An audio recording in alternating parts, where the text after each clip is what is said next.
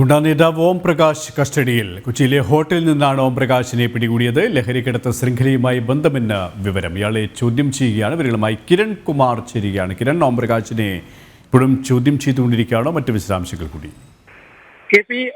ഓം പ്രകാശിനെ അല്പം മുമ്പാണ് കൊച്ചിയിൽ വെച്ച് പോലീസ് കസ്റ്റഡിയിലെടുത്തത്. ഇയാളെ സ്വകാര്യ ഒരു ഹോട്ടലിൽ നിന്നായിരുന്നു കസ്റ്റഡിയിലെടുത്തത്. ലഹരിക്കടത്ത് സംഘവുമായി ബന്ധമുണ്ട് എന്ന കണ്ടെത്തലിനെ തുടർന്നാണ് ഇയാളെ കസ്റ്റഡിയിലെടുത്തത് എന്നാണ് മനസ്സിലാക്കാൻ സാധിക്കുന്നത്. ഇപ്പോൾ മരട് പോലീസ് സ്റ്റേഷനിൽ എത്തിച്ച് ഇയാളെ ചോദ്യം ചെയ്യൽ തുടരുകയാണ്. നേരത്തെ വലിയ രീതിയിൽ പലതരത്തിലുള്ള ഗുണ്ട പ്രവർത്തനങ്ങളുമായി ഇയാൾ ഏർപ്പെട്ടിരുന്നെങ്കിലും എന്നാൽ ഏതാനും ചില നാളുകളായി തന്നെ ഇയാൾ ഈ പ്രവർത്തനങ്ങളിൽ നിന്നെല്ലാം തന്നെ വിട്ടു നിൽക്കുകയായിരുന്നു. എന്നാൽ കഴിഞ്ഞ ഇടക്ക് തിരുവനന്തപുരത്തുണ്ടായ ഒരു ഗുണ്ടാക്രമണവുമായി ബന്ധപ്പെട്ടുകൊണ്ട് തന്നെ ഓം പ്രകാശിന്റെ പേര് ഉയർന്നു കേട്ടിരുന്നു. ഇതിന് പിന്നാലെയാണ് ഇപ്പോൾ വീണ്ടും കൊച്ചിയിലെത്തിയ ഇയാളെ പോലീസ് പിടികൂടിയിരിക്കുന്നത്.